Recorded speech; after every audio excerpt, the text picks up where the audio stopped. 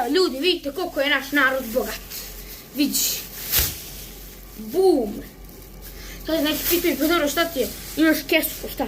Balenciaga, Versace, Verguce, na palatuce. Versaci, Verguci, na aparatići.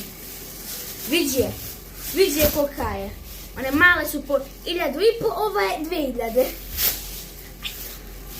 E sad zavisi za šta nam treba. Ovo mi koristimo za lebac, a možda se koristi i za market. I kao neka fancy švensi torba. Otprilike ovako nekako. Tako ovo su žena, a pošto nijemo korac, i mi koristimo otprilike nekako ovako.